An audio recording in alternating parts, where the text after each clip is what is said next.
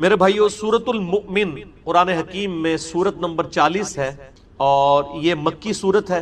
سورۃ المؤمن کا ایک اور دوسرا نام بھی ہے سورہ غافر، جو آیت نمبر 3 کے اندر اللہ تعالیٰ کے لیے یہ نام آ جائے گا۔ قرآن حکیم میں کئی صورتیں ایسی ہیں جن کے ایک سے زیادہ نام ہیں، ان میں سے ایک یہ سورۃ المؤمن ہے، اس کا نام سورہ غافر بھی ہے۔ اسی طریقے سے سورہ بنی اسرائیل جو پارہ نمبر 15 کی پہلی سورت ہے، اس کا نام سورۃ الاسراء بھی ہے، کیونکہ نبی علیہ السلام کے جو زمینی معجزہ تھا الاسراء، اس کا ذکر اس سورت میں ہوا، اور آسمانی جو معجزہ تھا معراج کے حوالے سے اس کا ذکر سورۃ النجم میں ہوا۔ عرب کے جو قرآن حکیم چھپے ہوئے ہوتے ہیں، اگر آپ ان میں دیکھیں تو وہ سورۃ الاسراء لکھا ہوتا ہے سورہ بنی اسرائیل کو، ہمارے سب کانٹیننٹ میں سورہ بنی اسرائیل لکھا جاتا ہے۔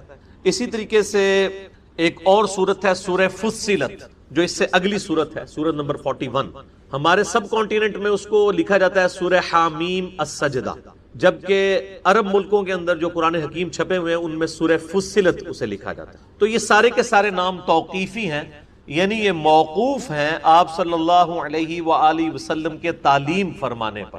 یہ صورتوں کے نام صحابہ کرام علیہم رضوان یا علماء نے نہیں رکھے، بلکہ نبی صلی اللہ علیہ وآلہ وسلم کو اللہ نے تعلیم فرمائے، اور آپ صلی اللہ علیہ وآلہ وسلم نے جس طریقے سے قرآن حکیم من و عن امت تک پہنچایا ہے، اس طریقے سے ان صورتوں کے نام بھی آپ صلی اللہ علیہ وآلہ وسلم کو جو وحی کے ذریعے بتائے گئے وہ امت تک پہنچا دیے گئے۔ اللہ کا نام لے کر شروع کرتے ہیں۔ اپنے اپنے قرآن حکیم کھول لیجئے، سورۃ المؤمن پارہ نمبر 24، سورت نمبر 40۔ اعوذ باللہ من الشیطان الرجیم، بسم اللہ الرحمن الرحیم۔ حامیم، حروف مقطعات ہیں اور ان کی پروننسیشن کے اعتبار سے ہم نے پچھلی 2 کلاسیں کور کی ہیں، مثلا نمبر 200 اور 201 قرآن حکیم کو عربک تجوید کے ساتھ کیسے پڑھنا ہے۔ تو ہا کے اوپر جو ہے وہ کھڑا زبر ہے، یہ 2 حرکات یا 1 الف کے برابر کھینچا جائے گا، اور میم کے اوپر بڑی مد ہے جو کہ 5 سے 6 الف تک کھینچی جاتی ہے، تقریباً 10 حرکات کے برابر۔ تنزیل الکتاب من اللہ العزیز العلیم، یہ کتاب اتاری گئی ہے اس اللہ کی طرف سے جو غالب ہے اور چھایا ہوا ہے، العزیز غالب ہے، العلیم علم والا۔ یہاں نہ بیٹھے میرے بھائی، آگے آ جائے بس۔ غافر الذنب، جو کہ بخشنے والا ہے گناہوں کا، وقابل التوب، اور توبہ قبول فرمانے والا ہے، شدید العقاب، اور سخت ہے سزا دینے میں۔ لیکن ہمیں صرف تصویر کا ایک رخ بتایا جاتا ہے، او جی اللہ تعالیٰ بڑا غفور رحیم ہے، اللہ نو ساڑیاں نمازاں نہیں چاہیے دیا۔ اللہ تعالیٰ کبھی بھی ایبسولوٹلی اپنی صفت رحمت کا ذکر نہیں کرتا، ہمیشہ عذاب کا معاملہ بھی ساتھ ذکر کیا جاتا ہے، اور جہاں پر رحمت اور توبہ کی امید دلائی جاتی ہے وہاں پر یہ بھی بات کلیئر کی جاتی ہے کہ جو توبہ کرنے کے بعد اپنی اصلاح کر لے۔ ایک وہ توبہ ہے جو انڈیا پاکستان بنگلہ دیش میں ہے کہ آپ اپنی مرضی کی زندگی گزاریں، گناہ بھی کرتے رہیں، نیکیاں بھی کرتے رہیں اور توبہ کرتے رہیں، اور ایک وہ توبہ ہے جو قرآن حکیم کی ہے کہ بے توبہ یہ ہے کہ اپنے گزشتہ گناہوں پر شرمندگی اور آئندہ نہ کرنے کا پکا عہد کرنا، یہ توبہ ہے، اور اپنی اصلاح بھی کرنا۔ مسئلہ نمبر 18 میرا اس کے اوپر ریکارڈڈ موجود ہے۔ غافر الذنب، یہ غافر لفظ آ گیا، سورہ غافر بھی کہتے ہیں اسی کی وجہ سے، گناہوں کا بخشنے والا، وقابل التوب، اور توبہ کو قبول فرمانے والا، شدید العقاب، سخت سزا دینے والا، ذی الطول، اور نہایت ہی فضل و کرم فرمانے والا، لا الہ الا ہو، نہیں ہے کوئی معبود سوائے اس کے، الیہ المصیر، اور سب کو لوٹ کر اسی کی طرف جانا ہے۔ اور یہی عقیدہ جو انسان کا قبلہ درست کر رکھتا ہے کہ انسان کو مر کے لوٹ کے اپنے رب کے پاس جانا ہے۔ اگر یہ تلوار نہ لٹکی ہو تو کبھی بھی انسان کا قبلہ درست نہیں ہو سکتا، انسان کبھی بھی اپنی اصلاح نہیں کر سکتا۔ ما یجادل فی آیات اللہ الا الذین کفروا، اللہ کی آیات میں تو جھگڑا نہیں کرتے مگر وہی لوگ جو کہ انکار کرنے والے ہیں۔ انکار ایک تو عقیدے میں انکار ہے کہ آپ کتاب و سنت کو ماننے سے انکار کر دیں، اللہ اور اس کے رسول کو ماننے سے انکار کر دیں، اور ایک اعمال میں انکار ہے کہ آپ اللہ اور اس کے رسول عز و جل و صلی اللہ علیہ وآلہ وسلم کو مان رہے ہیں لیکن ان کی نہیں مان رہے۔ تو کفر کا ترجمہ انڈیا پاکستان بنگلہ دیش میں بڑا عجیب لیا گیا کہ اس سے مراد شاید ہندو، سکھ، عیسائی اور یہودی یہ لوگ ہیں، نہیں، کفر عملی بھی ہوتا ہے کہ ایک شخص اللہ کو مان رہا ہے لیکن اللہ کی نہیں مان رہا۔ صحیح مسلم میں حدیث ہے، انٹرنیشنل نمبر کے مطابق کتاب الایمان چیپٹر میں 246 نمبر کہ آپ صلی اللہ علیہ وآلہ وسلم نے فرمایا بندے کے کفر اور اسلام کے درمیان فرق نماز ہے۔ اب وہ پاکستان کے شناختی کارڈ میں تو مسلمان لکھا جائے گا، نام مسلمانوں والا ہے، نماز نہیں پڑھ رہا، عملاً تو کافر ہے۔ اکثر لوگ جناب پوچھ رہے ہوتے ہیں باہر کے ملکوں سے، او جی جناب وہ یہاں پہ ہم اپنے مردوں کو کافروں کے قبرستان میں دفنا دیا کریں، کیونکہ ہم نے علماء سے سنا ہے کہ کافروں کے علماء جو ہیں، جو کافروں کے قبرستان ہیں وہ عذاب کی اماجگاہ ہیں، اس لیے ہم اپنے دوسرے ملکوں میں لاشیں بھجواتے ہیں واپس اپنے مسلمان ملکوں میں، اور لیکن اس میں پھر تردد ہوتا ہے، 8-8 10-10 دن کی ذلت کاٹنی پڑتی ہے، پھر وہ سارے عذاب بھی نکال لیتے ہیں، پیچھے بھی رشتہ دار سارے ٹنگے ہوتے ہیں، پوری زندگی وہ فون سنتے رہتے ہیں ان کے، اور مرنے کے بعد 1 ہفتے کی سزا ان کو یہ بھی ہوتی ہے کہ لاش کا بھی انتظار کرنا پڑتا ہے، وہ زیادہ تکلیف ان کو کاٹنی پڑتی ہے پچھلے رشتہ داروں کو، اور لوگ وہاں پہ اس لیے نہیں دفنا رہے ہوتے کہ جی وہ کافروں کا قبرستان ہے، اور بھائی تو یہاں کون سے مسلمانوں کے قبرستان ہے؟ یہ آپ کے شناختی کارڈ میں مسلمانوں کے قبرستان ہے۔ کوئی یہ دعویٰ کر سکتا ہے کہ اس قبرستان میں جتنے مردے دفن ہیں یہ سارے نمازی تھے؟ 1% بھی نہیں ہوتے نمازی، تو یہ کون سے مسلمانوں کے قبرستان ہے؟ یہ شناختی کارڈ کے مسلمانوں والے قبرستان ہے، اللہ کے حضور یہ مسلمانوں والے قبرستان نہیں ہے۔ تو قبرستان کوئی بھی آپ جہاں پہ اس کو دفنا دیں، اس سے کوئی فرق نہیں پڑتا کہ وہ مسلمانوں کا قبرستان ہے یا بے نمازی کافروں کا قبرستان ہے یا یہودی عیسائی کافروں کا قبرستان ہے۔ مدینہ شریف میں جو بقیع غرقد ہے وہ ایک جس کو کہتے ہیں سانجائی قبرستان تھا، وہیں پہ منافقین کی قبریں بھی ہیں، وہیں پہ کافروں کی قبریں بھی ہیں، وہیں پہ مشرکین کی قبریں بھی ہیں، وہیں پر صحابہ کرام کی قبریں بھی ہیں علیہم رضوان۔ تو اللہ کی آیات میں تو جھگڑتے نہیں، مگر وہ لوگ جو انکار کرنے والے ہیں فلا یغررک تقلبہم فی البلاد، تو اے نبی علیہ السلام آپ کو دھوکے میں نہ ڈال دے ان کا شہروں میں بڑے کر و فر کے ساتھ پھرنا، یعنی ان کا جو دنیاوی سٹیٹس ہے اے نبی صلی اللہ علیہ وآلہ وسلم، یہ آپ کو دھوکے میں نہ ڈال دے کہ اگر یہ اللہ تعالیٰ کے حضور منظور نظر نہیں ہے تو اللہ نے دنیاوی ان کو اچھا سٹیٹس کیوں دیا ہوا ہے، یہ چیز آپ کو دھوکے میں مبتلا نہ کر دے۔ اب مجھے ذرا یہ بتائیے کہ اگر نبی علیہ السلام کو یہ بات کہی جا رہی ہے کہ آپ دھوکے میں مبتلا نہ ہو کافروں کا سٹیٹس دیکھ کے، تو ہم اور آپ کس شمار کے اندر ہیں؟ یعنی انسان کی ایک صفت ہے کہ بظاہر جو کچھ ہو رہا ہوتا ہے اس کی وجہ سے اس کے اوپر اثرات ضرور آتے ہیں، حتیٰ کہ نبی علیہ السلام کو بھی کہا جا رہا ہے کہ آپ کو دھوکے میں مبتلا نہ کر دے کافروں کا ٹھاٹ باٹ کے ساتھ اس دنیا کی زندگی میں رہنا، کہ کہیں یہ اللہ تعالیٰ کے منظور نظر تو نہیں ہے، یا اللہ تعالیٰ ان پہ گرفت کیوں نہیں کرتا۔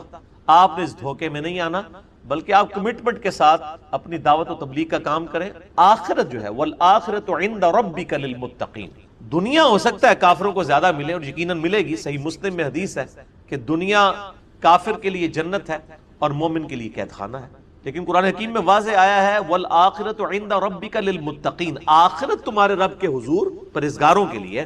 دنیا ٹھیک ہے کہ وہ اللہ تعالیٰ نافرمانوں کو بھی دے گا اور تابع فرمان لوگوں کو بھی دے گا، اور بسا اوقات نیک لوگوں کو آزما بھی لے گا۔ وَلَنَبْلُوَنَّكُمْ بِشَيْءٍ مِّنَ الْخَوْفِ وَالْجُوعِ وَنَقْصٍ مِّنَ الْأَمْوَالِ وَالْأَنفُسِ وَالثَّمَرَاتِ، ہم ضرور آزمائیں گے تمہیں کچھ تھوڑے سے خوف سے، بھوک سے، اور اسی طریقے سے جان اور مال میں نقصان کے ذریعے۔ پھر دیکھیں گے کون صبر کرنے والے، اور جو صبر کرنے والے ہیں تو پھر ان اللہ مع الصابرین، اللہ تعالیٰ صبر کرنے والوں کے ساتھ۔ کذبت قبلہم قوم نوح، ان سے پہلے بھی یعنی مشرکین عرب سے پہلے بھی قوم نوح نے بھی جھٹلایا تھا، والاحزاب من بعدہم، اور ان کے بعد اور گروہوں میں، نوح علیہ السلام کے بعد ہود علیہ السلام آئے، صالح علیہ السلام آئے، ابراہیم علیہ السلام آئے، شعیب علیہ السلام آئے، موسیٰ علیہ السلام آئے، عیسیٰ علیہ السلام آئے۔ ان تمام پیغمبروں کے زمانے میں کئی گروہ ایسے تھے جنہوں نے وقت کے پیغمبر کی دعوت کو قبول نہیں کیا اور ان کے ساتھ بغاوت پر اتر آئے، یہاں تک کہ وہ ہمت کل امت برسولہم لیأخذوہ، ہر امت نے یہ ارادہ کیا کہ اپنے رسول کو پکڑ لے، گرفتار کر لے۔ ہمارے نبی علیہ السلام کے ساتھ بھی یہی ہوا ہے، جب آپ مکے سے مدینے کی طرف ہجرت کر گئے اس دوران آپ کے قتل کا بھی انہوں نے پورا پلان بنایا ہوا تھا، اللہ تعالیٰ نے آپ کو بچا لیا۔ تو اللہ تعالیٰ فرماتا ہے ہر نبی کے ساتھ یہی ہوا ہے کہ وقت کے پیغمبر کے خلاف ان کی امتیں وہ کھڑی ہو گئی۔ امت کی بھی دو اقسام ہے، ایک امت اجابت ہے جیسے ہم ہیں جنہوں نے دعوت حق قبول کر لیا، ایک امت دعوت ہے جیسے یہود و نصارہ اور مشرکین ہیں، وہ بھی نبی علیہ السلام کی امت ہے لیکن امت دعوت ہے، ان تک ہم نے دعوت پہنچانی ہے۔ تو جو مخالفین ہوتے تھے نبیوں کے، ہوتے تو امت ہی تھے ان کی، لیکن وہ نبیوں کو قتل کرنے کی سازشیں بھی کرتے تھے، ان کو گرفتار کرنے کی بھی، پکڑنے کی بھی۔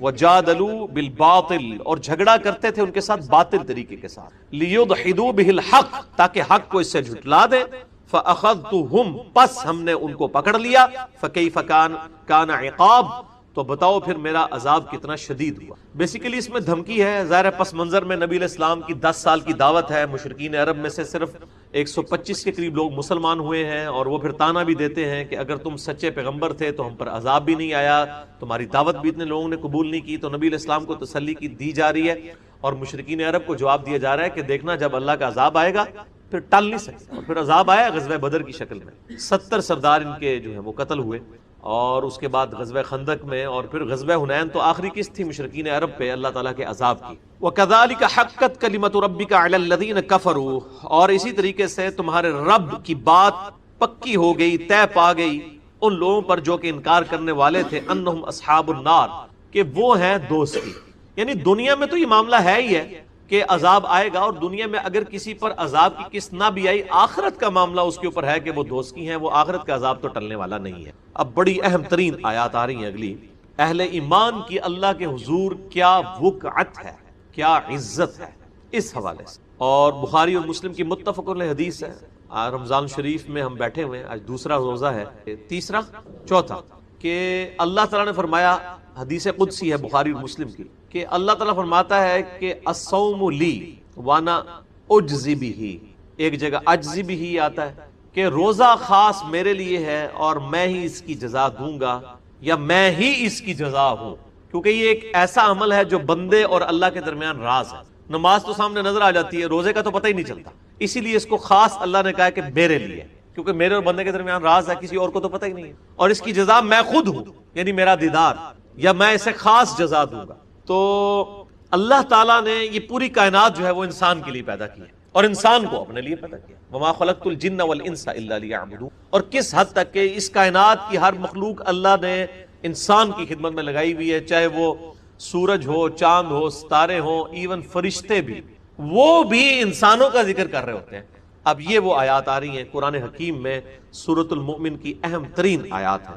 الذین یحملون العرش، اللہ کے وہ فرشتے جو کہ عرش کو اٹھائے ہوئے ہیں، ومن حولہ، اور جو عرش کے ارد گرد ہیں، یسبحون بحمد ربہم، وہ تمہارے رب کی حمد بیان کرتے ہیں تسبیح کے ساتھ، جو صحیح بخاری میں آیا کہ ان کے کلمات کیا ہوتے ہیں، سبحان اللہ وبحمدہ سبحان اللہ العظیم، ویؤمنون بہ، اور ایمان رکھتے ہیں اللہ پر، ویستغفرون للذین آمنوا، اور وہ جو فرشتے اللہ کے عرش کو تھامے ہوئے ہیں، اللہ کے عرش کے گرد اللہ کی تسبیحات بیان کرتے ہیں، وہ کرتے کیا ہیں، وَيَسْتَغْفِرُونَ لِلَّذِينَ آمَنُوا، وہ استغفار کرتے رہتے ہیں ایمان والوں کے لیے۔ اللہ نے ان کی یہ ڈیوٹی لگائی ہے کہ میرے جو ایمان والے بندے ہیں ان کے لیے دعا مانگو، مجھ سے استغفار کرو ان کے گناہوں کی بخشش کے لیے۔ یہ ایمان والے ہیں، یہ شناختی کارڈ والے نہیں ہیں مسلمان، ایمان والے۔ ایمان والے وہ ہوتے ہیں جو بات مان لیں۔ اور ربنا وسعت کل شیء الرحمہ، اور دعا کیا کرتے ہیں، اے رب ہمارے، تیری رحمت نے ہر چیز کو اپنا وسعت سے گھیرے ہوئے ہے، وعلما، اور تیرے علم نے، فاغفر للذین تابوا، پس تو بخش دے ان لوگوں کو جو واقعی توبہ کر لیں، واتبعوا سبیلک، اور تیرے راستے کی پیروی اختیار کر لیں۔ دیکھ لیں جو میں نے بات کی تھی نا کہ انڈیا پاکستان بنگلہ دیش کی توبہ یہ ہے کہ گناہ بھی دب کے کرو تو توبہ بھی دب کے کری آؤ، اور قرآن حکیم کی توبہ یہ ہے کہ وہ فرشتے کس کے لیے دعا کرتے ہیں کہ جو لوگ توبہ کریں، واتبعوا سبیلک، اور تیرا راستہ اختیار کر لیں۔ قرآن حکیم میں تو خالی توبہ ہے ہی نہیں ہے، ایک خالی کھلی توبہ جڑی ہے، ایک کھوکھلی توبہ تو ہے ہی نہیں ہے۔ تو فرشتے دعا ان کے لیے کر رہے ہیں جو توبہ کر کے سیدھا راستہ اختیار کر لیں۔ وقہم عذاب الجحیم، اور اے اللہ ان کو بچا لے عذاب جہنم سے، دوزخ کے عذاب سے، کہ انہوں نے تیرا راستہ اختیار کر لیا۔ ربنا وادخلہم جنات عدن التی وعدتہم، اے رب ہمارے اپنے ان مومن بندوں کو داخل فرما دے ہمیشہ کی جنتوں میں جن کا تو نے ان سے وعدہ کیا ہے۔ دیکھیں فرشتوں کو سی مصیبت پڑی ہوئی ہے کہ وہ ہمارے لیے دعا کریں، ان کے لیے تو کوئی مسئلہ نہیں ہے، لیکن انسان کتنی اہم مخلوق ہے، اللہ کی کریشن کا کیسا کلائمیکس ہے کہ فرشتے بھی، عرش کو تھامنے والے فرشتے اور اس کے گرد طواف کرنے والے فرشتے، وہ بھی یہ دعا کر رہے ہیں، اے اللہ جو توبہ کریں، جو سیدھا راستہ اختیار کر لیں، اے اللہ ان کو معاف کر دے، ان کو ایسی ہمیشہ کی جنتوں میں داخل فرما جن کا تو نے ان سے وعدہ کیا ہے، انہیں دوزخ کے عذاب سے بچا لے۔ وَمَنْ صَلَحَ مِنْ آبَائِهِمْ وَأَزْوَاجِهِمْ وَذُرِّيَّاتِهِمْ، اور اے اللہ جو کوئی نیکوکار ہیں ان کے والدین میں سے، ان کی بیویوں میں سے، ان کے بچوں میں سے بھی، ان کو بھی جنت میں ان کے ساتھ کر دیں۔ اللہ اکبر کبیرہ والحمدللہ کثیرہ وسبحان اللہ بکرۃ واسیلہ۔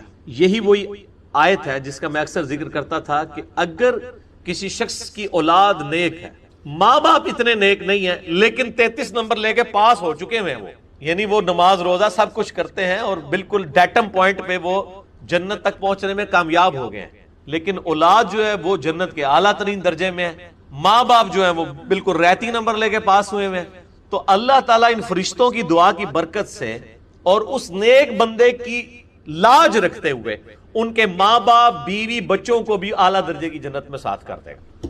یہ تو بہت بڑی ایک انسینٹو ہے۔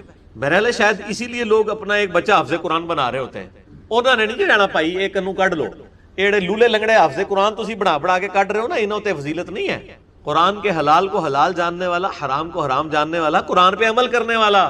آپ میرا یوٹیوب پہ ذرا کلپ لکھیں حافظ قرآن کی فضیلت تو پتہ چلے کہ اس طرح دا حافظ قرآن تے شاید لکھیں جی کی بھی نہ تو لبے، لاکھوں میں ایک حافظ قرآن بھی ایسا نہ ملے جس کے بارے میں یہ فضیلت آئی ہے۔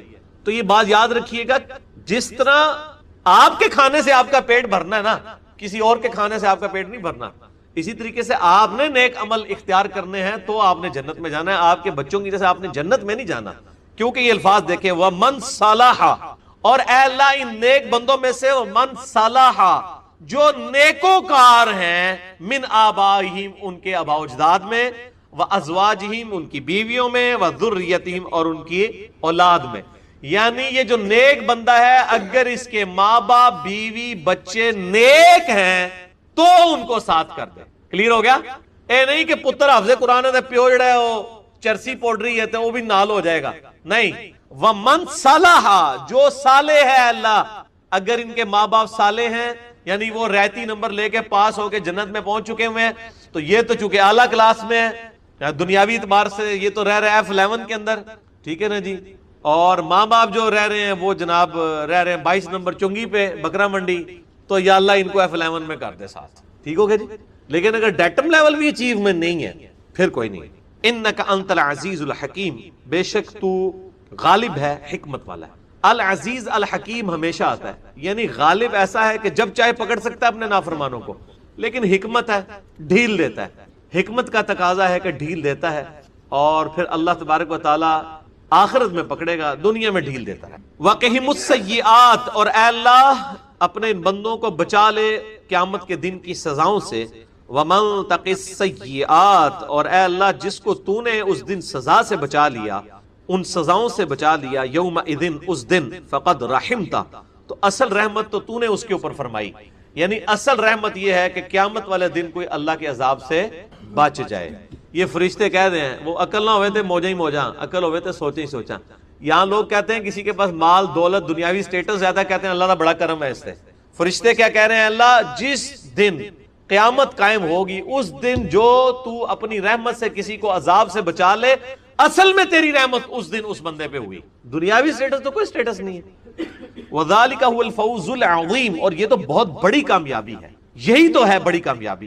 اب اگلی آیت بھی سورہ المومن کی بڑی سخت ترین آیت ہے قرآن حکیم میں، اور اسی پہ میرا پچھلی دنوں جو مسئلہ نمبر 196 ریکارڈ ہوا تھا، کاش میں دنیا میں واپس جا سکتا، اس میں میں نے کراس ریفرنس کے طور پہ یہ آیت کوٹ کی تھی، اور اس کا کلپ بھی یوٹیوب پہ الگ سے چڑھا ہوا ہے، اور اس کا عنوان ہے کیا اللہ کو بھی تکلیف ہوتی ہے؟ اللہ کو بھی تکلیف ہوتی کن معنوں میں؟ وہ یہ آ رہی ہے آیت سورۃ المؤمن آیت نمبر 10، ان الذین کفروا ینادون لمقت اللہ اکبر من مقتکم انفسکم، بے شک وہ لوگ جنہوں نے دنیا میں کفر اختیار کیا، اللہ کی نافرمانی کی، ناشکری کی روش اختیار کی، ینادون ان کو قیامت دن ندا کی جائے گی، لمقت اللہ اکبر من مقتکم انفسکم، آج جو تمہیں اپنی جان سے بیزاری ہو رہی ہے، جو آج تم تکلیف کاٹ رہے ہو، اللہ کو اس سے زیادہ تکلیف اور بیزاری ہوتی تھی دنیا میں، اذ تدعون الی الایمان جب تمہیں ایمان کی طرف بلایا جاتا تھا، فتکفرون تو تم ناشکری کی روش اختیار کرتے تھے۔ اللہ تعالیٰ فرماتا ہے کہ دنیا میں جب تمہیں میری طرف بلایا جاتا تھا اور تم میری دعوت کو قبول نہیں کرتے تھے، مجھے اس سے زیادہ بیزاری اور تکلیف ہوتی تھی جو بیزاری اور تکلیف آج تمہیں ہو رہی ہے اللہ کے عذاب کی وجہ سے۔ اس سے کوئی سخت آیت ہو سکتی ہے قرآن کی؟ یہ تو وہی طریقہ ہے جس طرح ہم، یعنی بغیر مثال کے، میں ریزیمبلنس کے بغیر بات کر رہا ہوں۔ چھوٹے بچے نہیں کہتے کہ ہوں پتہ لگا بچو جی، یہ وہ چیز ہے کہ دنیا میں جب تمہیں میری طرف بلایا جاتا تھا اور تم روح گردانی کرتے تھے، تم کہتے تو اپنی قبر جانا ہے یار، میں اپنی قبر اپنی بڑی پلی نبھاؤ، تو اللہ تعالیٰ فرماتا ہے مجھے اس سے زیادہ تکلیف ہوتی تھی جو آج تمہیں اپنی جانوں سے تکلیف ہو۔ اب وہ کیا کہیں گے؟ اب کیا کہہ سکتے ہیں؟ رونا پیٹنا ہی ہے ان کا۔ وہ کہیں گے قالوا ربنا امتنا اثنتین واحییتنا اثنتین، اے رب ہمارے تو نے ہمیں 2 دفعہ موت دی اور 2 دفعہ زندگی دی، فاعترفنا بذنوبنا، تو آج ہمیں اعتراف ہے کہ ہم تیرے مجرم ہیں، ہم دنیا میں گناہوں کی زندگی گزارتے تھے، فہل الی خروج من سبیل، تو کیا آج کوئی راستہ ہے کہ ہم یہاں سے بھی نکل جائیں؟ اوئے ہائے۔ اب یہ بڑی امپورٹنٹ آیات ہیں، یہ میں نے حیات مسیح اور نزول مسیح علیہ السلام میں بھی یہ بیان کیا تھا، سورۃ البقرہ میں بھی آتا ہے، وہی اللہ ہے جس نے تمہیں زندگی دی، پھر موت دی، پھر زندہ کرے گا، پھر مارے گا، پھر دوبارہ زندہ کرے گا۔ 2 زندگیاں اور 2 موتیں کیا ہیں؟ جب اللہ تعالیٰ نے پہلی دفعہ انسان کو پیدا کیا تو پھر انسان کو موت دے کے سلا دیا، وہ پہلی موت تھی۔ اس کے بعد دنیا کی جب زندگی میں آیا تو یہ پہلی زندگی تھی، پھر دنیا کی زندگی میں جب موت ہو گئی یہ دوسری موت ہوئی، اور آخرت کی زندگی میں زندہ ہوا تو یہ دوسری زندگی۔ تو اب وہ کیا کہیں گے جو اللہ کے مجرم لوگ ہیں، چاہے وہ یہودی عیسائی تھے یا مسلمان تھے؟ وہ کہیں گے اے اللہ تو نے ہمیں 2 دفعہ موت دی، 2 دفعہ زندگی دی، یہ تو ہم ایکسپیرینس کر چکے ہیں، کیا اب اس سے بھی اگلا کوئی راستہ موجود ہے کہ چلو ہن اسی توبہ کر لینا، اگے سے صحیح ہو جاواں گے؟ یعنی اتنی سٹیجز ہم گزار چکے ہیں، کیا اب آخرت کے بعد بھی کوئی سٹیج ہے کہ اب ہم توبہ کر لیں اور اب اس کے بعد جو اگلی سٹیج ہے اس میں تو ہمیں جنت دے دے؟ نا، یہی تو میرے لیکچر کا عنوان ہے، کاش میں دنیا میں واپس جا سکتا۔ وہ سورہ سجدہ میں آیا ہے کہ لوگ کہیں گے کہ اے نبی کاش تم وہ وقت دیکھ لو جب مجرم لوگ اپنے رب کے حضور سر جھکائے کھڑے ہوں گے اور کہیں گے کہ اے اللہ میں ایک دفعہ دنیا میں واپس بھیج دے تو ہم نیکوکاروں کی روش اختیار کریں گے۔ اللہ تعالیٰ فرمائے گا یہ تو اب مہلت نہیں۔ یہاں پہ بھی وہ کہہ رہے ہوں گے یا اللہ تو نے 2 زندگی 2 موت دی ہیں نا، ایک دفعہ اور موت دے کے زندگی دے دے تو ہم بس صحیح ہو جائیں گے۔ تو کیا اب یہاں سے بھی بھاگنے کا کوئی راستہ ہے؟ تو جناب جواب سنیں، ذالکم بانہ اذا دعی اللہ وحدہ کفرتم، بھائی اس کی وجہ یہ ہے کہ جب تمہیں کہا جاتا تھا کہ ایک اکیلے اللہ کو پکارو تو تم روح گردانی کرتے تھے، حق بات قبول نہیں کرتے۔ وَإِن يُشْرِكْ بِهِ تُؤْمِنُوا، اور جب تمہیں اللہ کے ساتھ اور ہستیوں کو شریک ٹھہرانے کے لیے کہا جاتا تھا پھر تم ایمان لے آیا کرتے تھے۔ یہ بڑی امپورٹنٹ آیات ہیں۔ اکیلے اللہ کو پکارنے کا کہا جاتا تھا تو تم جو ہے وہ بگڑ جاتے تھے۔ یہ آیات اس سے پچھلی سورت میں بھی آئی ہیں، سورہ الزمر میں، کہ جب اکیلے اللہ کا ذکر ہوتا ہے ان کے دل بیٹھنا شروع کر دیتے ہیں، جب اور ہستیوں کے ساتھ ذکر کرتے ہیں خوشیاں منانا شروع کر دیتے ہیں۔ یہاں پہ بھی اللہ تعالیٰ فرماتا ہے جب دنیا میں کہا جاتا تھا اکیلے اللہ کو پکارو تم انکار کرتے تھے، اور جب اللہ کے ساتھ اور ہستیوں کو شامل کیا جاتا تھا تو پھر تم ماننے کے لیے تیار ہو جاتے تھے۔ فالحکم للہ العلی الکبیر، پس اختیار تو اللہ ہی کا ہے جو بلند ہے اور بڑائی والا ہے۔ یعنی آخرت میں تو پھر سب کو پتا چل جائے گا کہ کوئی نہیں ہے جو دھونس کے ساتھ بچا سکے۔ یہاں تو کہتے ہیں نا جناب، ہمارے پیر صاحب نے کہا میں اس وقت تک جنت میں نہیں جاؤں گا جب تک کہ اپنے سارے مریدین جنت میں نہ لے جاؤں۔ یہ یہاں پہ ہے، مار لیں جتنی گپیں مارنی ہے میرے بھائی، آخرت میں تو پھر لگ پتا جائے گا، سارے لین حاضر ہوئے ہوں گے۔ تو اللہ تعالیٰ مارے کہ جب اور ہستیاں شامل کی جاتی تھی پھر تم ایمان لے آتے تھے۔ والذی یریکم آیاتہ، وہی اللہ ہے جو تمہیں نشانیاں دکھاتا ہے اپنی۔ وَيُنَزِّلُ لَكُم مِّنَ السَّمَاءِ رِزْقًا، اور وہ تمہارے لیے آسمان سے رزق اتارتا ہے۔ کون سا رزق؟ بارش۔ یہ آپ جو اناج کھا رہے ہیں یہ بھی آسمان سے ہی اتر رہا ہے، کیونکہ وہی بارش ہے جو گندم کے دانے کو مٹی میں ایکٹیویٹ کر کے اس میں زندگی پیدا کرتی ہے۔ تو اصل میں انسان کا رزق آسمان سے نازل ہو رہا ہے، چاہے وہ فروٹ کی شکل میں ہے، کھیتیوں کی شکل میں ہے، اناج کی شکل میں ہے، الٹیمیٹلی سورس آسمان ہے۔ وَمَا يَتَذَكَّرُ إِلَّا مَن يُنِيبُ، اور نصیحت تو حاصل نہیں کرتا مگر وہی جو رجوع لانے والا ہو۔ یہ بڑی اہم بات ہے، جو واقعی سیریس لے نا، معاملات کو کیجول نہ لے، اسی کو ہدایت ملے گی۔ اور جو بندہ من موجی زندگی گزار رہا ہے اس کے لیے قرآن میں کوئی ہدایت نہیں۔ فَادْعُوا اللَّهَ مُخْلِصِينَ لَهُ الدِّينَ، پس پکارو اللہ کو اپنے دین کو خالص کرتے ہوئے اس کے ساتھ۔ وَلَوْ كَرِهَ الْكَافِرُونَ، چاہے کافر اس بات کا برا مانے، اکیلے اللہ کو پکارو۔ ایاک نعبد و ایاک نستعین. کافر کا یہاں تو مسلمان کافر جو ہیں وہ بھی برا مان رہے ہیں. مسلمان کافر وہ ہیں جو کلمے والے مسلمان ہیں، اعمال میں کافر ہیں، عقیدوں میں کافر ہیں. ان کے چہرے بگڑنا شروع ہو جاتے ہیں. میں نے یہاں پر یہ چیلنج دیا ہے کہ جو لوگ اللہ کے ساتھ اور ہستیوں کو پکار رہے ہیں نا مدد کے لیے، اولیاء اللہ کو، صحابہ کو، پیغمبروں کو، فرشتوں کو، آپ ان کی مسجد میں جا کے صرف یا اللہ مدد لکھ دیں. 50 مسجدوں میں یا اللہ مدد لکھیں نا، کوئی ایک مسجد بھی نہیں بچے گی جس میں سے وہ نہ مٹائیں. یا وہ ساتھ یا رسول اللہ مدد، یا علی مدد لکھ دیں اگر مٹائیں گے نہیں. خالی یا اللہ مدد لکھا ہوا نہیں باقی رہنے دیں گے. نماز میں پڑھ رہے ہوں گے ایاک نعبد و ایاک نستعین، لیکن اس عقیدے کو ہضم کرنے کے لیے تیار ہی نہیں، بلکہ چہرے بگڑنا شروع ہو جاتے ہیں. اور یہ ہر اس بندے کا حال ہے جس کے عقیدے میں خرابی. نبی الاسلام کے بارے میں بھی جس کے دل میں خرابی ہے عقیدے میں، اس کا بھی یہی حال ہے. یعنی اگر آپ کسی کو کہنا یار ہمیں یہ دیکھنا چاہیے کہ نبی الاسلام نے کیا دین دیا ہے، بڑے سے بڑے امام، بڑے سے بڑے بزرگ سے بھی غلطی ہو سکتی ہے. بس یہ آپ کسی کے سامنے بات کریں نا، جو بابوں کے ماننے والے ہیں وہ سمجھیں گے آپ نے ان کو ماں بہن کی گالی دے دی ہے. ارے تسی بزرگوں نہیں مانتے، تسی ماما نہیں مانتے. حالانکہ ذکر کس کا ہو رہا ہے؟ نبی الاسلام کا. نبی الاسلام کے مقابلے میں تو کسی کو نہیں مانا جا سکتا نا. اور میرا خیال ہے جن اماموں کے نام پہ انہوں نے فرقے کھڑے کیے ہیں، ان اماموں کے سامنے یہ بات کی جائے نا کہ ہمیں دیکھنا چاہیے کتاب و سنت میں کیا لکھا ہے، تو وہ نہیں اس بات کا برا مانیں گے. وہ کہیں گے ہاں جی یہی ہماری بھی تعلیمات ہیں. لیکن پچھلے دیکھ لیں، پچھلے بابی ہیں، نام ہے وابی تے نام ہے بابی.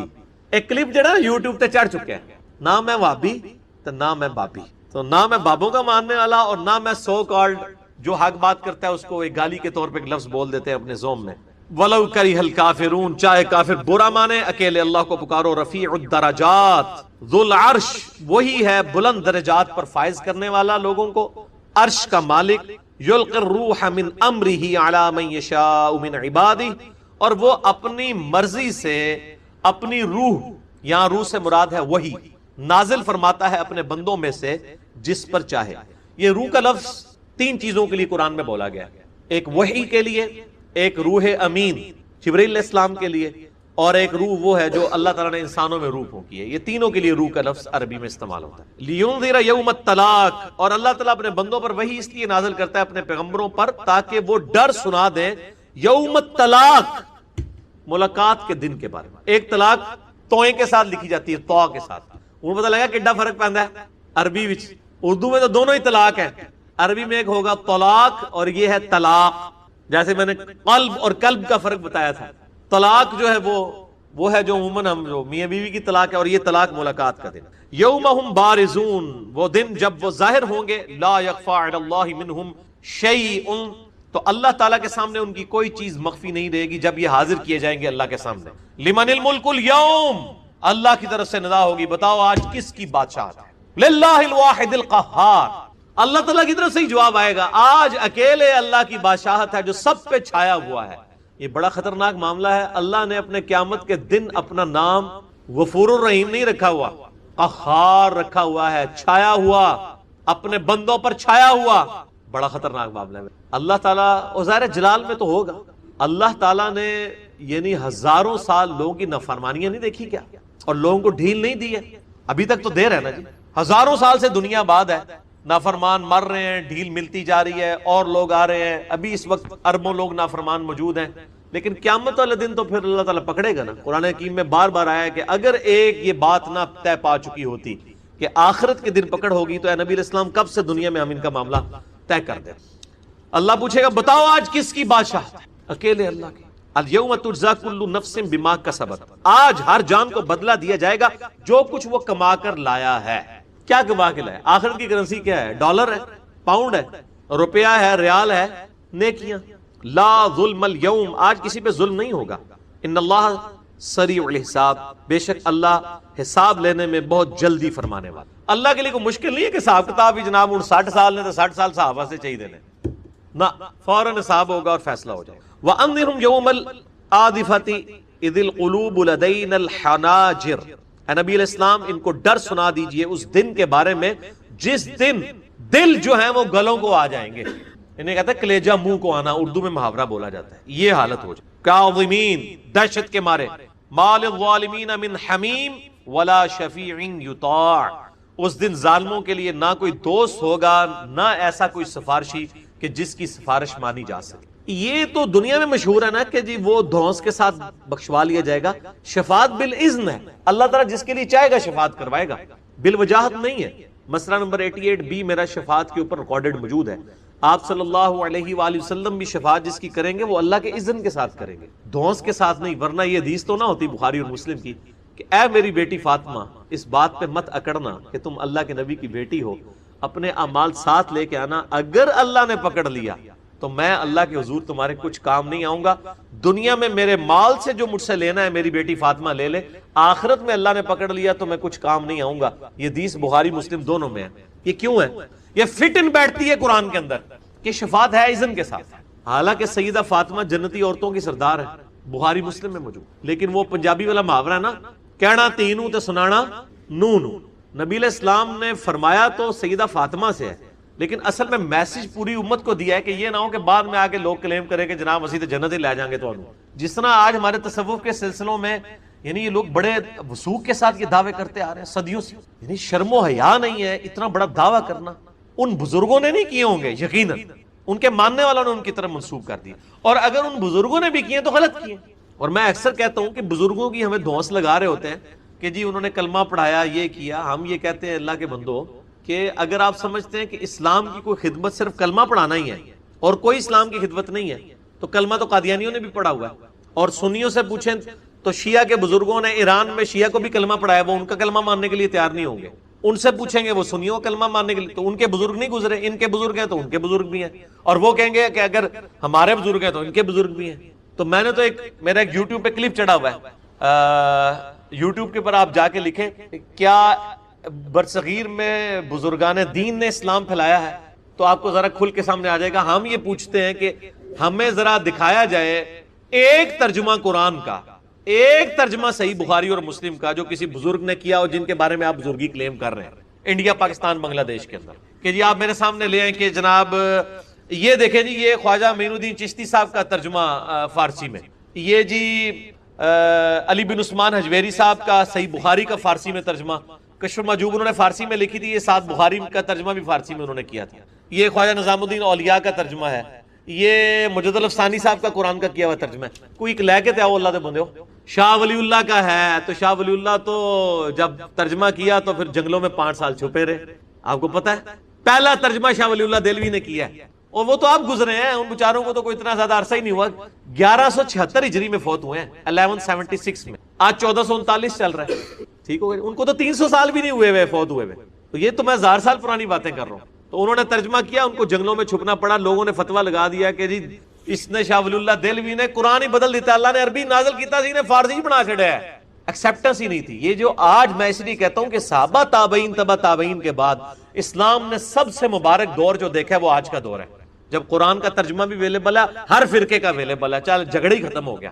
ہم تو کہتے ہیں جو جس فرقے سے ہے اسی کا پڑھے, بخاری کا بھی اسی فرقے کا پڑھے, مسلم کا اسی فرقے کا پڑھے, پتہ چل جائے گا. بھائی جادو وہ جو سر چڑھ کے بولے کتابیں آپ کی ہوں, ترجمے آپ کے ہوں, بات ہماری نکلے, تو پھر میں کہاں گا نہ میں وہابی تو نہ میں بابی. تو اللہ تعالیٰ فرما رہا ہے کہ اس دن کوئی شفاعت نہیں کر سکے گا. یعلم خائنۃ الاعین, اللہ جانتا ہے جو خیانت ہے لوگوں کی آنکھوں میں, آنکھوں کی جو خیانت ہے اس کو بھی اللہ تعالیٰ جانتا ہے. نبی علیہ السلام کے ساتھ بھی یہ کرتے تھے نا, جا کے مجلس میں بیٹھتے تھے, پھر آنکھوں سے یوں اشارے کرتے تھے تک کے پیکند ہے.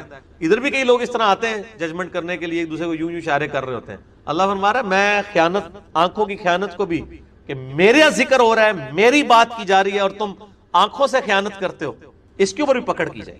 اللہ جانتا ہے آنکھوں کی خیانت کو, وما تخفی الصدور, اور جو تم سینے میں چھپاتے. کس نیت کے ساتھ آئے ہو درس قرآن سننے کے لیے, کس نیت کے ساتھ آئے ہو نبی صلی اللہ علیہ وآلہ وسلم کی مجلس میں, اللہ کو پتا ہے. واللہ یقضی بالحق, قیامت والے دن اللہ فیصلہ کر دے گا حق کے ساتھ. والذین یدعون من دونہ لا یقضون بشیء, اور جن ہستیوں کو تم اللہ کے علاوہ پکار رہے ہو ان کے تو قبضے قدرت میں کوئی شے نہیں ہوگی, کوئی فیصلہ نہیں کر سکیں گے. یہاں پہ وہ کہتے ہیں جناب نہیں جی, انہوں نے تو وعدہ کیا ہوا ہے کہ جی میں تو اس وقت تک جنت میں نہیں جاؤں گا جب تک سارے مریدین نہ لے جاؤں. میں یہ پوچھتا ہوں, بخاری مسلم کی حدیث ہے کہ میری بیٹی فاطمہ, تو بھی نہ اس بات پہ اکڑنا کہ تم میری بیٹی ہو, اپنے اعمال ساتھ لے کے آنا. سب سے بڑا پیر تو یہ کہہ رہا ہے محمد رسول اللہ صلی اللہ علیہ وآلہ وسلم.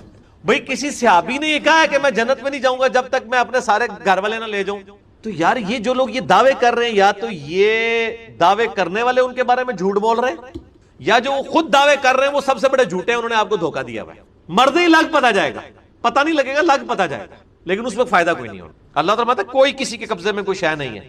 ان اللہ هو السمیع البصیر، بے شک اللہ تعالیٰ سننے والا ہے، دیکھنے والا ہے. سب کچھ اللہ کے علم میں ہے، سن بھی رہا ہے، دیکھ بھی رہا ہے کہ یہ کیا حرکتیں ہو رہی ہیں، لیکن ڈھیل دے رہا ہے. پکڑے گا ایک باری، ڈوری کھینچے گا آخرت کے دن. آخرت تو بہت دور ہے، بخاری مسلم کی حدیث ہے، جو مر گیا اس کی قیامت قائم ہوگی. مرتے بلکہ قرآن حکیم میں تو کئی جگہ یہ آیات آئی ہیں، سورۃ الانعام کے اندر آئی ہیں اور باقی صورتوں کے اندر، کہ جب گناہگاروں کی موت کا وقت آتا ہے اسی وقت فرشتے ان کے منہ اور پیٹھوں پہ ہتھوڑے مارتے ہیں نزا کے عالم میں، کہ چلو اس عذاب کی. عذاب قبر پہ میرا مسئلہ نمبر 117A اور B ریکارڈڈ موجود ہے، اس میں نے یہ ساری آیات 10 آیات قرآن حکیم سے کوٹ کی. اولم یسیروا فی الارض، کیا انہوں نے زمین میں چل پھر کے نہیں دیکھا، فینظروا کیف کان عاقبۃ الذین کانوا من قبلہم، کیسا انجام ہوا ان کا جو ان سے پہلی امتیں گزری ہیں. کانوا ہم اشد منہم، وہ مشرکین عرب سے بھی زیادہ مضبوط لوگ تھے، قوہ اپنی قوت میں، وآثارا فی الارض، اور انہوں نے زمین میں زیادہ آثار چھوڑے ہوئے تھے. اب یہ دیکھیں جو یہ پیرامڈز آف گیزا ہیں قاہرہ کے اندر، جو پیرامڈز اہرام مصر بنے ہیں، یعنی ان کو تقریباً 10,000 سال ہو چکے ہیں آلموسٹ. مشرکین عرب سے بھی یہ پہلے کے ہیں. تو اللہ تعالیٰ ماتا ہے زمین میں چل پھر کے دیکھو، تم سے بڑے لوگ جنہوں نے بڑے بڑے نشان دنیا میں چھوڑے ہیں ان کو اللہ نے ملیا میٹ کر دیا. تم تو شاہی کوئی نہیں ہو. جو مصر کے فرعون تھے، فَأَخَذَهُمُ اللَّهُ بِذُنُوبِهِمْ، تو اللہ نے پکڑ لیا ان کو ان کے گناہوں کے سبب. وَمَا كَانَ لَهُم مِّنَ اللَّهِ مِن وَاقٍ، اور پھر اللہ سے ان کا کوئی بچانے والا نہ ہوا. ذَلِكَ بِأَنَّهُمْ كَانَتْ تَأْتِيهِمْ رُسُلُهُم بِالْبَيِّنَاتِ، یہ اس لیے کہ ان کے پاس ان کے رسول آئے تھے روشن نشانیاں لے کر. فَكَفَرُوا، تو انہوں نے انکار کیا. فَأَخَذَهُمُ اللَّهُ، تو اللہ نے انہیں پکڑ لیا. اور میں بار بار کہہ رہا ہوں انکار سے مراد یہ نہیں ہے کہ نبی کو رسول نہ مانا جائے، بلکہ انکار یہ بھی ہے رسول مان کے بھی اس کی بات نہ مانی جائے، یہ بھی انکار ہے. میرا ایک یوٹیوب کے اوپر کلپ ہے باغیوں کو نمازی بنانے والی ویڈیو، اس میں نے 5 حدیثیں پیش کی ہیں کہ جو نماز نہیں پڑھتا نبی صلی اللہ علیہ وآلہ وسلم اور صحابہ کے نزدیک وہ مسلمان نہیں ہے، وہ آپ کے شناختی کارڈ میں مسلمان ہے. لہٰذا یہ جب قرآن کی آیات آتی ہیں لوگ سمجھتے ہیں یہ شاید کوئی وہ ٹرمپ کے بارے میں یا کلنٹن کے بارے میں یا بش کے بارے میں یا مودی کے بارے میں نازل ہوئی ہیں. اے اللہ دے بندو، تہاڈے ماں پیو دے بارے تہاڈے بارے چ بھی نہ آیات نے، جے تسی بھی وہی کام کرو گے تے خالی خلی کلمہ پڑھنے کچھ نہیں ہونا، صرف کلمہ پڑھنے سے کچھ نہیں ہونا، آپ کے ساتھ بھی وہی معاملات ہونے ہیں. جسے فٹ اسے گفٹ. فَكَفَرُوا فَأَخَذَهُمُ اللَّهُ، انہوں نے انکار کیا، اللہ نے پکڑ لیا. إِنَّهُ قَوِيٌّ شَدِيدُ الْعِقَابِ، اللہ تعالیٰ بڑا طاقتور ہے اور سخت گرفت فرمانے والا، سزا دینے والا.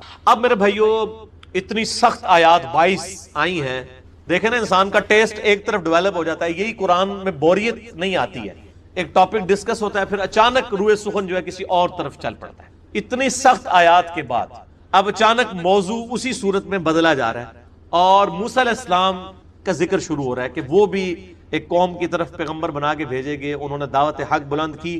تو ان کے زمانے میں جن لوگوں نے ایمان قبول کیا ان کی کیا حالت تھی؟ ان میں سے ایک شخص ایسا تھا جو ہے تو فرعون کے درباریوں میں سے تھا، یعنی وہ فرعون کے سرداروں میں سے تھا، آپ سمجھ لیں آج کل کے اعتبار سے کہ وزراء میں سے تھا. لیکن اس شخص نے اندر سے ایمان قبول کیا ہوا تھا، اپنا ایمان کا اظہار نہیں کرتا تھا، اور اسی کا نام قرآن میں آیا ہے المؤمن، اور اسی کے نام پہ سورۃ المومن ہے. وہ اللہ کو اتنا پسند آیا بندہ، یہ قرآن حکیم میں ایک یونیک مقام ہے کہ مسلسل 2-3 صفوں تک 2-3 پیجز آلموسٹ 2-3 رکوع صرف اس مومن کی گفتگو ہے فرعون کے دربار میں، اور اللہ نے وہ گفتگو نقل کر دی ہے ایسے شخص کی جو پیغمبر نہیں ہے، صرف پیغمبر کی بات قبول کرنے والا ہے. اللہ کو اتنا پیارا ہے اور آج تک قرآن میں قیامت تک اس مومن کا ذکر پڑھا جائے گا. اس کے نام پہ اللہ نے سورت کا نام سورۃ المومن رکھ دیا. المؤمن، ایک خاص مومن، موسیٰ علیہ السلام کا وہ ساتھی جو آپ پر ایمان لایا لیکن ایمان چھپاتا تھا، اور وہ فرعون کے دربار میں جب وقت کے پیغمبر موسیٰ علیہ السلام کے قتل کی سازشیں تیار ہو رہی تھی، اس وقت وہ کس طریقے سے ان کو قائل کرنے کی کوشش کرتا ہے کہ بھئی تم یہ نہ کرو، یہ نہ ہو جائے، یہ نہ، وہ پوری گفتگو اللہ تعالیٰ نے نقل کی ہے اس مومن کی. وہ گفتگو اب شروع ہونے والی ہے، اس سے پہلے اللہ تعالیٰ نے تمہیداً گفتگو کی ہے. وَلَقَدْ أَرْسَلْنَا مُوسَىٰ بِآيَاتِنَا وَسُلْطَانٍ مُبِينٍ، اور بے شک موسیٰ علیہ السلام کو ہم نے بھیجا آیات کے ساتھ اور روشن دلائل کے ساتھ، یعنی ان کو معجزات دیے. إِلَىٰ فِرْعَوْنَ وَحَامَانَ وَقَارُونَ، فرعون، حامان اور قارون کی طرف. فَقَالُوا سَاحِرٌ كَذَّابٌ، تو کہنے لگے یہ کھلا جادوگر ہے. فلما جاءہم بالحق، جب وہ حق کے ساتھ ان کے پاس آئے، من عندنا جو ہماری طرف سے تھا، قالوا اقتلوا ابناء الذین آمنوا معہ، تو کہنے لگے قتل کر ڈالو ان لوگوں کے بچوں کو، لڑکوں کو جو کہ موسیٰ کے ساتھ ایمان لا رہے ہیں، واستحیوا نساءہم، اور ان کی لڑکیوں کو زندہ رکھو، لڑکے ذبح کر دو تاکہ ان کی نسل کشی والا معاملہ شروع ہو جائے، اور لڑکیوں کو زندہ رکھو۔ وما کید الکافرین الا فی ضلال، اور کافروں کی چال تو مکر تو نہیں مگر رائیگاں جانے والی، اللہ نے تو فیصلہ ہی کچھ اور کیا تھا، یہ تو خود تباہ و برباد ہونے والے تھے فرعونی۔ وقال فرعون، اور فرعون کہنے لگا، ذرونی اقتل موسیٰ ولیدع ربہ، وہ جھنجھلا کر کہنے لگا مجھے چھوڑ دو، میں موسیٰ کو قتل کروں، بلائے اپنے رب کو مدد کے لیے، انی اخاف ان یبدل دینکم، مجھے تو خطرہ ہے یہ تمہارا دین ہی نہ بدل دے۔ دیکھیں خود گمراہ ہے اور وہ کہہ رہا ہے کہ اے ایڑا موسیٰ ایڑی گلا میں کردا ہے تہاڈا دین نہ خراب کر دے، تہاڈا کدھر فرقے ہی نہ خراب کر دے، تسی تے اللہ دا بندہ شروع تو اس فرقے تے، وہ کدھر تہاڈا دماغ نہ خراب کر دے۔ آج بھی اسی طرح ہی ہوتا ہے، جو بات صحیح کر رہا ہوتا ہے نا اس کو کہتا ہے یار یہ تو کدھر تہاڈا دین ہی نہ خراب کر دے، یار تو چنگا بھلا تیرا پیو تے رفع دان نہیں سی کرتا، تو رفع دان کیوں شروع کرتا ہے؟ یہ ہر زمانے کی مینٹالٹی وہی ہے۔ اب فرعون کہہ رہا ہے تمہارا دین نہ بدل دے، او ان یظاہر فی الارض الفساد، یا یہ زمین میں فساد مچانا چاہتا ہے۔ اصل میں جو خود فسادی ہوتا ہے نا، جب کوئی فساد ختم کرنے کے لیے آئے نا اس کو کہتے ہیں یہ فساد مچا رہا ہے، کیونکہ وہ یہ سمجھ رہا ہوتا ہے کہ فساد مچانا تو میرا حق ہے، میں جڑی لوگوں دی مت ماری ہے مت وجی رہے، کوئی آگے انہوں نے جگائے نہ یہ تو نہیں ہونا، نہ میں وابی تے نہ میں بابی، نہ ہوں وابی بچن گے تے نہ بابیاں دے مننے لے بچن گے، کتاب و سنت کے اوپر آئیں گے انشاءاللہ تعالی، لوگ حق بات قبول کریں گے۔ تو وہ فرعون کہہ رہا ہے کہ مجھے ڈر ہے تمہارا دین نہ بدل دے، یہ تو مجھے لگتا ہے زمین میں فساد مچائے گا۔ وقال موسیٰ، تو موسیٰ علیہ السلام نے کہا انی عذت بربی وربکم من کل متکبر لا یؤمن بیوم الحساب۔ جب موسیٰ علیہ السلام کو ظاہر قتل کی دھمکیاں مل رہی ہیں تو انہوں نے باڈی گارڈ تو نہیں رکھنے تھے، انہوں نے کیا کہا؟ دعا کی کہ میں پناہ میں آتا ہوں اپنے رب کی، اور اے موسیٰ تیرے بھی رب کی، ہر اس متکبر شخص سے جو کہ آخرت کے دن پر ایمان نہیں رکھتا، اس متکبر شخص کے شر سے بچنے کے لیے میں اپنے رب کی پناہ میں آتا ہوں۔ ہم یہی بات کرتے ہیں کہ جو دعوت حق کرنے والے لوگ ہیں، من الجنت والناس، جنوں اور انسانوں میں سے جو شیاطین ہیں ان کے خلاف اپنے رب کی پناہ حاصل۔ دنیا کی کوئی سیکیورٹی، دنیا کا کوئی باڈی گارڈ آپ کو موت سے نہیں بچا سکتا، تکلیف سے نہیں بچا سکتا سوائے اس اللہ کے۔ موسیٰ علیہ السلام نے بھی کہا کہ میں اپنے رب کی پناہ میں آتا ہوں، جو تم میری قتل کے پلاننگ کر رہے ہو نا، اور پھر دیکھیں موسیٰ علیہ السلام کو اللہ نے بچایا کہ نہیں، جنہوں کہتے ہیں اپنے ہاتھوں اپنی موت دیتی ہے فرعون نے، پھر 6 لاکھ بنی اسرائیل بھی حوالے کیے، پیچھے تعقب کیا اور سمندر میں غرق ہو گیا۔ تو یہ دعائیں جو ہیں ان کا التزام ہر بندے کو کرنا چاہیے، لازم پکڑنا چاہیے۔ التزام کہتے ہیں چمٹ جانے کو، لازم پکڑنے کو۔ یہ ملتزم بھی ہے نا، وہ حجر اسود اور خانہ کعبے کے دروازے کے درمیان جو دیوار، ملتزم کیوں اس کے ساتھ چپکا جاتا ہے، تو سنت اذکار کا التزام کیا جائے، یعنی لازم پکڑنا ہے۔ اور اس میں کئی اذکار ہیں، بسم اللہ الذی لا یضر ہے، اعوذ بکلمات اللہ، وہ بھی آپ دیکھیں نا۔ یہاں پہ بھی کیا کہہ رہے ہیں موسیٰ علیہ السلام؟ انی عذت بربی، میں پناہ میں آتا ہوں تیرے رب، اپنے رب کی پناہ میں، اپنے دشمنوں کے خلاف جو متکبر ہیں۔ تو اعوذ بکلمات اللہ، اور اس طریقے سے آخری 3 صورتیں ہر نماز کے بعد ہیں، وہ ہے ہی پناہ ہے۔ قل اعوذ برب الفلق، اے نبی دعا کیجئے میں پناہ میں آتا ہوں آسمانوں کے رب، من شر ما خلق، ہر اس چیز کے شر سے جو اسی نے پیدا کیا۔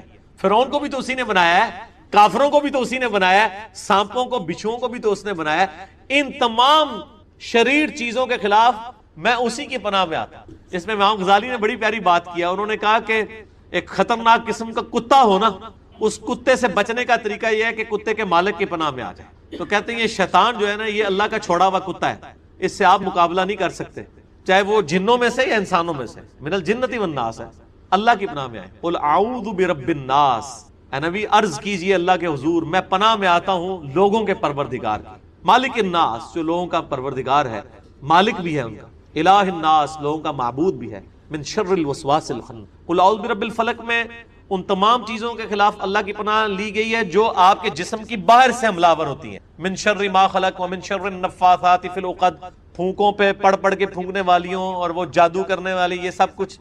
اور قل اعوذ برب الناس میں جو اندر سے حملہ آور ہوتی چیز، اسی لیے جوڑا ہے قل اعوذ برب الفلق قل اعوذ برب الناس، اور ان کو کہا جاتا ہے المعوذتین، دو پناہ دینے والی صورتیں، اللہ کی پناہ دینے والی، اور سورۃ الاخلاص بھی ساتھ پڑھ لیجئے تو المعوذات، 3 پناہ دینے والی صورت۔ اس پہ بھی میرا یعنی جادو ٹونے کے اوپر آپ مسئلہ نمبر 109 دیکھ لیں، اور جادو ٹونا سے بچاؤ کے وظائف، اس کے اوپر بھی میں نے ان تینوں صورتوں کے کئی فضائل اور بتائے۔ تو انہوں نے کہا کہ میں پناہ میں آتا ہوں۔ اب وہ المؤمن کا ذکر آ رہا ہے جی، اس مومن کا جس کی تقریر اللہ نے نقل کی ہے فرعون کے دربار میں۔ وقال رجل مؤمن، کہنے لگا وہ مرد مومن جڑا، من آل فرعون، جو کہ ہے تو آل فرعون، فرعونیوں میں سے تھا، فرعون کے درباریوں اور وزراء میں سے تھا، یکتم ایمانہ، لیکن وہ اپنا ایمان چھپاتا تھا۔ اب وہ ایمان چھپانے کی یعنی اجازت تھی اس وقت تک، جب پیغمبر کی طرف سے حکم ہو جائے کہ اب ایمان ظاہر کرنا ہے پھر چھپایا نہیں جا سکتا، جیسا کہ ہمارے نبی علیہ السلام نے بھی 3 سال تک اجازت دی تھی ایمان چھپانے کی، پھر اعلان اجازت کی گئی، قرآن پاک میں حکم آیا کہ نہیں اب آپ اعلانیہ توحید کی دعوت بلند کریں۔ وہ اپنا ایمان چھپاتا تھا۔ تو وہ فرعون کے درباری جب یہ پلاننگ کر رہے ہیں، یہ فرعون کہہ رہا ہے کہ موسیٰ کو میں قتل کرواؤں گا، یہ کروں گا وہ کروں گا، اب وہ کیا کہنے لگا، اتقتلون رجلا ان یقول ربی اللہ، کیا تم ایک شخص کو صرف اس لیے قتل کر دو گے کہ وہ کہتا ہے کہ میرا رب اللہ ہے، وقد جاءکم بالبینات من ربکم، جبکہ وہ تمہارے رب کی طرف سے روشن دلائل بھی تمہارے سامنے لے آیا ہے، یعنی اس نے سب کے سامنے اپنا عصا پھینکا ہے، وہ اژدہا بن گیا ہے، اتنی بڑی دلیل ہے، جادوگروں کو اس نے ہرا دیا ہے، اتنے بڑے معجزات کے ساتھ آیا، پھر بھی تم اس کی بات ماننے کے لیے۔ وَإِن يَكُ كَاذِبًا فَعَلَيْهِ كِذْبُ، اور اگر یہ جھوٹا ہے موسیٰ تو اس کے جھوٹے ہونے کا وبال اسی پہ ہوگا۔ اب یہ وہ چیز اس لیے کر رہے تاکہ پتہ لگے ہوئے نہ کہا کہ سرکار تسی بھی طریقے سے تھڑک گئے، تو انہوں نے دونوں طرف بات کی کہ اگر موسیٰ اگر جھوٹا ہے نا اس پہ خود ہی عذاب آ جائے گا، چھوڑ دو تہاڈا کے لینا دینا، چھڑ دو انہوں، اللہ دے بندو، نہ تہاڈی مسیتی تے انہیں قبضہ کیتا ہے، نہ تہاڈے نمازی لے نے انہیں، نہ تہاڈے چندہ بکس دے اوتے قبضہ کیتا ہے، چپ کر کے بیچارہ اکیڈمی چلا رہا ہے، چلان دو انہوں، کہ لیندا تہاڈا۔ وَإِن يَكُ كَاذِبًا، اگر یہ جھوٹا ہے فَعَلَيْهِ كِذْبُ، اسی پہ ہوگا اس کا وبال۔ وَإِن يَكُ صَادِقًا، اور اگر یہ سچا ہوا، يُصِبْكُمْ بَعْضُ الَّذِي يَعِدُكُمْ، تو دیکھنا جو وہ وعدہ کر رہا ہے نا کہ تم پہ عذاب آ جائے گا، تے آ جانا نے عذاب ہے تک لئیو، پھر ہن بھی جو کچھ کردا جو کر کے دکھا چھڑدا جے، مطلب جو کچھ اس نے کہا کہ میں یہ نشانی لے کے آیا ہوں، اژدہا بن گیا، لاٹھی، جادوگروں کو اس نے لا دیا، اور اب یہی بندہ آپ کو کہہ رہا ہے کہ اگر مجھ پہ ایمان نہیں لائے تو بڑے دن کا عذاب آ جائے گا، تے عذاب بھی آ جانا جے، خدا دا نہ ہے اذن اللہ خیرو، یہ وہ کہہ رہا ہے، خیر نہیں ضرورت نہیں۔ ان اللہ لا یہدی من ہوا مسرف کذاب، بے شک اللہ تعالی ہدایت نہیں دیتا اس کو جو حد سے بڑھنے والا ہو۔ یا قوم لکم الملک اليوم، اے میری قوم دیکھو آج تو تمہاری بادشاہت ہے، ظاہرین فی الارض، تمہیں زمین میں غلبہ بھی حاصل ہے، فَمَن يَنصُرُنَا مِن بَأْسِ اللَّهِ إِن جَاءَنَا، یہ بتاؤ کہ اگر اللہ کا عذاب آ گیا، جو موسیٰ کہہ رہا ہے کہ اس کا رب عذاب بھیج دے گا، اور وہ عذاب آ گیا تو ہمیں پھر اس عذاب کی گرفت سے کون بچائے گا؟ اور یہ اس کے بیک گراؤنڈ میں وہ چھوٹے چھوٹے عذاب شامل ہیں جو سورۃ الاعراف میں آیا ہے کہ 9 عذاب آئے تھے، ہر عذاب کی دفعہ فرعون کہتا تھا میں ایمان لایا، موسیٰ سے کو دعا کرے یہ ٹل جائے۔ وہ جو کھٹملوں کا عذاب آیا، مینڈکوں کا عذاب آیا، خون کا عذاب آیا، آنڈی پکاتے تھے خون نکل آتا تھا، پھر کہتے تھے موسیٰ دعا کر، 9 نشانیاں آ چکی تھی۔ تو اس کے پس منظر میں جب وہ درباری کہہ رہے ہیں نا کہ ہوں تک جو کہندا ہے نا موسیٰ ہو جانا جائے تے تہاڈا ملیا میٹ ہوگا، پھر کیا کرو گے؟ قال فرعون کہنے لگا ما اریکم الا ما ارا، وہ کہنے لگا دیکھو میں تو وہی مشورہ دے رہا ہوں جو مجھے نظر آ رہا ہے، وما اہدیکم الا سبیل الرشاد، میں تو تمہیں رہنمائی نہیں کر رہا مگر سیدھے راستے کی۔ یعنی گل کیڑی بھی ہوندی ہے اللہ دے بندے کو جواب دے اس گل دا، وہ کہندا دیکھو جی میں تانوں صحیح دس رہا کہ بھائی اج دے دور وچ گل کر لگا کہ بھائی میں تانوں دسنا سی کہ بھائی بغیر رفع دین بھی نماز ہو جاندی ہے۔ وہ بھائی وہ اگلا بندہ بخاری مسلم کی حدیثیں بتا رہا ہے کہ نبی علیہ السلام نماز اس طریقے سے پڑھتے تھے، تو اس کا جواب تو نہیں ہے، بس میں دسے جناب جی بزرگ کر دیا انہیں۔ یہ یعنی یہ وہ سیم ایٹیچیوڈ ہے، میں آپ کو کہہ رہا ہوں، بیماری چاہے کافر میں ہے چاہے مسلمان میں، اس کی شکل یہی ہے۔ اب فرعون بجائے دلائل کا جواب دے اس درباری کو کہ ہاں یار تو نے صحیح بات کی ہے کہ یہ فلاں عذاب بھی آیا، یہ بھی آیا، اس طرح کچھ کیا ہے، واقعی یہ بھی نہ کر دے، اس کا کہنا دیکھو جی من تو لگ رہا ہے کہ یہی صحیح ہے۔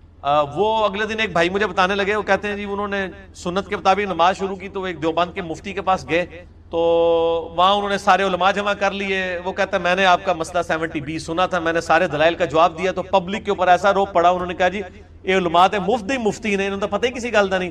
اور کہتا ہے جو مولوی صاحب مجھے ساتھ لے کے گئے تھے مجھے واپسی کہنے یار گل ہے ماسٹر صاحب یہ ساڑھے مولوی تے واقعی بڑے کمزور نے دلائل وچ نا، گل تہاڈی مضبوط ہے، دلیل تہاڈی مضبوط ہے، لیکن آکھتے اسی ہیں۔ ਇਹਦਾ ਤੇ ਕੋਈ ਹਾਲ ਨਹੀਂ ਨਾ ਸਰ, ٹھیک ہے نا. یہ وہی بات ہے کہ ایک ہندو کے کہ یار تہاڈی گل تے مضبوط ہے کہ یار بت کسی کو کیا دے سکتے ہیں, ہم اپنے ہاتھوں سے تراشتے ہیں لیکن حق تے اسی ہیں, اس کا تو کوئی حل نہیں. یعنی دلیل سے ہی پتہ چلتا ہے نا کون حق پہ ہے. قرآن حکیم میں جو آیا سورۃ الانفال میں جو ہلاک ہوا دلیل سے ہلاک ہوا, جو زندہ ہوا وہ دلیل سے زندہ ہوا. تو دلائل تو اڑے ماسٹر ہی مضبوط نے پر حق تے اسی ہیں. یہ لگ پتہ جائے گا جناب کون حق تے ہے. تو یہاں پر بھی وہ دیکھیں, اب وہ آگے سے کوئی جواب نہیں ہے اس کے پاس, وہ کہنے لگا دیکھو جی میں تو جو دیکھ رہا ہوں نا وہ یہی ہے کہ میں تمہیں سیدھے راستے کی طرف بلا رہا ہوں. وقال الذی آمنا, تو وہ یہ اب وہ چھڑولے جب چھوڑی نا فرعون نے, پھر وہ مومن کہنے لگا ایمان والا, یا قومی انی اخاف علیکم مثل یوم الاحزاب, اے میری قوم مجھے تو ڈر لگ رہا ہے کہ جس طرح اگلی قوموں پہ عذاب آیا تھا نا کہیں ہماری قوم پہ بھی عذاب نہ آ جائے. اسی طرح کی پیغمبری کی دعوت دینے والے پہلے لوگ بھی آتے تھے, وہ دھمکی لگاتے تھے, پیچھے قوم ملیہ میٹ ہو جاتی تھی, کدھرے